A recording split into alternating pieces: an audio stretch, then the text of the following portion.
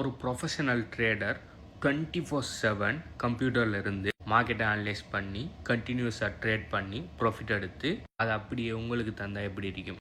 S, அதுதான் trading board. Trading போர்ட்டுன்னா என்னன்னு சொன்னால் ஒரு சாஃப்ட்வேர். அந்த சாஃப்ட்வேர் என்ன பண்ணணும்னு சொன்னால் அதுக்கு என்ன கோடிங் கொடுப்பட்டிருக்கிறோ, என்ன க்ரைட்டீரியா கொடுப்பட்டிருக்கிறோ, அப்படி இல்லாட்டி என்ன ரூல்ஸ் கொடுப்பட்டிருக்கிறோ அந்த ரூல்ஸுக்கு ஏற்ற மாதிரி மார்க்கெட்டை அனலைஸ் பண்ணி அதுக்குரிய அந்த ரூல்ஸ் ஹெல்மெட் பண்ணால் வாங்கும், அதுக்குரிய ரூல்ஸ் ஹெல்மெட் பண்ணால் செல் பண்ணும். இப்படி கண்டினியூஸாக 24 மணித்தியாலமும் 7 நாளும் எந்த விதமான பிரேக்கும் எடுக்காமல் கண்டினியூஸாக மார்க்கெட்டை மானிட்டர் பண்ணி அதுக்கேற்ற நல்ல ஆப்பர்ச்சுனிட்டி வந்தால் வாங்கி அதுக்கேற்ற நல்ல ஆப்பர்ச்சுனிட்டி வந்தால் செல் பண்ணுற ஒரு அல்கோரிதம் அல்லது கோடிங் தான் இந்த ட்ரேடிங் போர்ட். ட்ரேடிங் போர்ட் செய்கிற அளவுக்கு எஃபிஷியண்ட்டாக பயங்கரமான மாஸ் வால்யூமில் மாஸ் டைமிங்கில் ஒரு ப்ரொஃபஷனல் ட்ரேடரால் ஹியூமன் ட்ரேடரால் அதே மாதிரி ட்ரேட் பண்ண இயலுமான்னு கேட்டால் இல்லை. ஏண்டா மனிதனுக்கு நிறைய பிரச்சனை இருக்குது. ஓகே, 24/7 கம்ப்யூட்டருக்கு முன்னுக்கு இருந்து 24/7 எந்த விதமான பிரேக்குமே இல்லாமல் அனலைஸ் பண்ண முடியாது. ஆனால் ட்ரேடிங் போட்டால் முடியும். ரெண்டாவது, களைப்பு,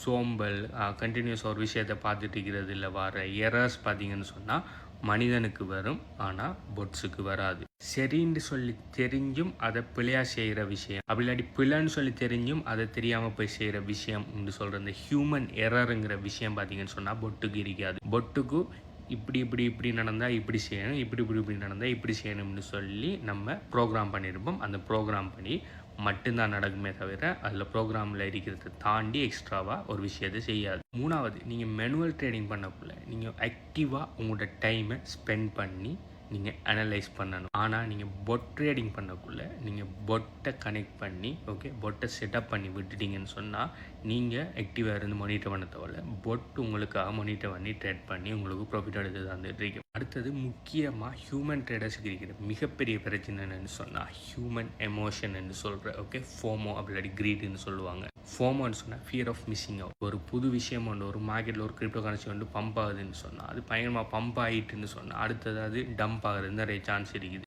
ஆனால் நம்மளோட ஃபோமோ ஒரு ஹியூமன் ட்ரேடருக்கு உருவாகிட்டுன்னு சொன்னால் என்ன செய்யணும்னா, ஐயோ மேலே பம்ப் ஆகுது, நம்ம வாங்கலை, இன்னும் மேலே பம்ப் ஆகக்குள்ள நம்ம அதை மிஸ் அவுட் பண்ணிடுவோமேன்னு சொல்லி டொப்பில் போய் வாங்குறதுக்கு முற்படுவாங்க. இது அநேகமான ட்ரேடர்ஸ் மத்தியில் இது காமனான ஒரு விஷயம் உண்டு. அவங்க போய் டொப்பில் வாங்கின உடனே மார்க்கெட் சரிஞ்ச உடனே அவங்க மைனஸில் ஒன்று நட்டத்தில் வச்சு விற்று போட்டு வெளியால் வரணும், அப்படி பெரிய மைனஸை ஹோல்ட் பண்ணிட்டு இருக்காங்க. அடுத்தது இன்னொரு பெரிய பிரச்சனை ஒன்று கிரீட்னு சொல்கிறது. இப்போ பார்த்தீங்கன்னு சொன்னால் ஒரு ட்ரேட் ஒன்று எடுத்துருப்போம்.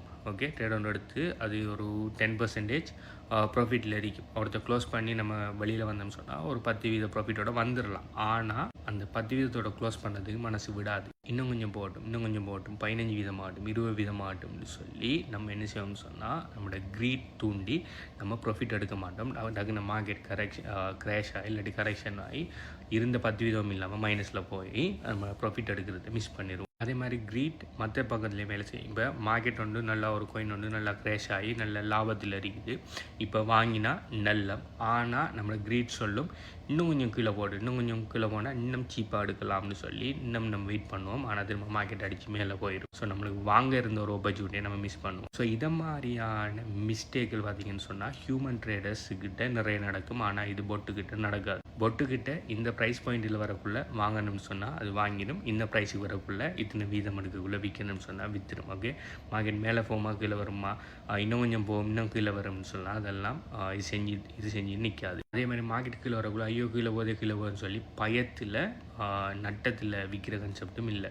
நீங்கள் ஸ்டாப்லாஸ் போட்டு வச்சிங்கன்னு சொன்னால் இதை டச் பண்ணினா விற்றுட்டு வெளியால் வருமே தவிர கூட போகுது இன்னும் கொஞ்சம் டக்குன்னு மேலே வந்துருந்தானே நம்ம ஸ்டாப்லாஸ் போட தேவையில்ல, நம்ம மெனுவில் வைப்போம், இன்னும் கொஞ்சம் கீழே வந்துருக்கு மேலே போகும்னு சொல்லி இப்படியான மடத்தனமான முடிவுகளெல்லாம் போட்டு எடுக்காது. இது 100% உங்களோட மனிதண்ட ஒரு டைமை எடுக்காமல் அதே 100% செய்கிறதால இது பார்த்தீங்க சொன்னால் 100% பெசிவ் இன்கம். இதே அது நீங்கள் மெனுவலாக நீங்கள் இருந்து கம்ப்யூட்டர் முன்னுக்கு செய்யணும்னு சொன்னால் நீங்கள் 8-9 ஹவர்னு சொல்லி ஃபுல்லாக மார்க்கெட் அனலைஸ் பண்ணி ட்ரேட் பண்ண போகல, அது பார்த்தீங்க சொன்னால் ஆக்டிவ் இன்கமுக்குள்ளே தான் வரும். ஆனால் நீங்கள் பொட்டுக்கிட்ட அந்த விஷயத்தை கொடுத்து போட்டு நீங்கள் வேறு ஏதாவது விஷயத்தை செய்யலாம், உங்களோட டைம் சேமிக்கப்படுது. அடுத்து பார்த்தீங்க சொன்னால் ஹைலி ஸ்கேலபிள். என்ன இது எப்படி சொல்லலாம்னு சொன்னால் ஒரு ஹியூமன் ட்ரேடரால் ஒரு டைமில் ஒரு காயினை தான் அனலைஸ் பண்ண இயலும். ஆனால் நீங்கள் வச்சிருக்கிற பொட்டை பொறுத்து சில பொட்டுகள் பார்த்தீங்கன்னா 100கணக்கான காயின் சிக்னலை ஒரே டைமில் அனலைஸ் பண்ணிகிட்ருக்கோம். அனலைஸ் பண்ணி எதில் பெஸ்ட்டான ஆப்பர்ச்சுனிட்டி வருதோ அதில் பை அண்ட் செல் பண்ணிகிட்ருக்கோம். ஸோ பார்த்தீங்கன்னு சொன்னால் இப்போ ஒரு ஹியூமன் ட்ரேடரால் ஒரு விஷயம் அனலைஸ் பண்ணக்குள்ள ஒரு பொட் பார்த்தீங்கன்னு சொன்னால் நூற்றுக்கணக்கான விஷயத்தில் அனலைஸ் பண்ணக்குள்ள அது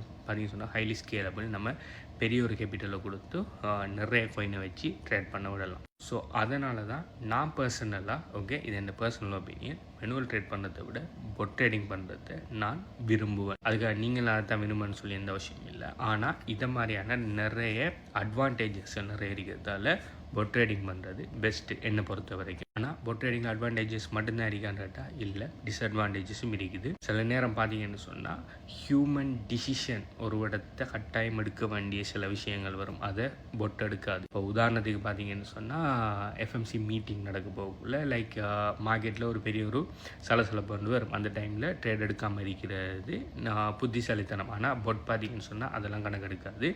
அதில் ஆப்பர்ச்சுனிட்டி வந்தால் அது ஜம்ப் பண்ண தான் பார்க்கும். அதே மாதிரி ஒரு போர் நடக்குது அப்படி இல்லாட்டி நெகட்டிவ் நியூஸ் உண்டு வார மாதிரி இருக்குன்னு சொல்லி நம்மளுக்கு தெரிஞ்சால் நம்ம என்ன செய்வோம், எதுனான ஒரு காயின் ஒன்று ப்ராஃபிட்டில் இருக்கும்னு சொன்னால் உடனே அதை விற்றுட்டு வெளியில் வர பார்ப்போம். இவந்தோ இப்போ நம்ம 10% டார்கெட் தான் வச்சுருக்கோம், ஆனால் ஒரு 9% இருக்குன்னு சொன்னால் லைக் நாளைக்கு ஒரு பெரிய நெகட்டிவ் நியூஸ் வந்து வார மாதிரி வார் ஒன்று ஸ்டார்ட் பண்ணுற மாதிரி இருக்குன்னு சொன்னால் உடனே நம்மள்ட்ட இருக்கிற போர்ட்ஃபோலியோலாம் ப்ராஃபிட்டில் இருக்கிறதெல்லாம் க்ளோஸ் பண்ண பார்ப்போம். ஆனால் பொட்டு அப்படி இல்லை, 10% வந்தால் தான் ப்ராஃபிட் எடுப்பேன்னு சொல்லி அப்படியே பார்த்துட்டேன். நாளைக்கு வார் சம்மந்தமாக என்னென்ன நெகட்டிவ் நியூஸ் வந்தீங்கன்னா திரும்ப காயின் கீழே வைக்கணும். ஸோ அந்த 9% ப்ராஃபிட்டை க்ளோஸ் பண்ணியிருக்காது. ஏன்னா அதுக்கு ப்ரோக்ராம் அனுப்பத்திருக்குது 10% வந்தால் மட்டும்தான் க்ளோஸ் பண்ணணும்னு சொல்லி. ஸோ இப்படியான 1-2 சின்ன ஹியூமன் டிசிஷனில் பார்த்தீங்கன்னு சொன்னால் பொட்டு எடுக்காது. ஆனால் அது தவிர்த்து இவ்வளோ பெனிஃபிட் பொட்டில் இருக்கிறதால நான் எப்போயுமே பார்த்தீங்கன்னு சொன்னால் இந்த பெரிய அளவில் அமௌண்ட்டை நான் பொட் ட்ரேடிங்கில் தான் நான் கொடுத்து ட்ரேட் பண்ணிகிட்டு இருக்கிறேன். மார்க்கெட்டில் பார்த்தீங்கன்னு சொன்னால் நிறைய பொட்ஸ்கள் இருக்குது. சில பொட்ஸ்கள் பார்த்தீங்கன்னு சொன்னால் எக்ஸ்சேஞ்ச் பொட் நிறைய ஃப்ரீ பொட்ஸ்கள் இருக்குது.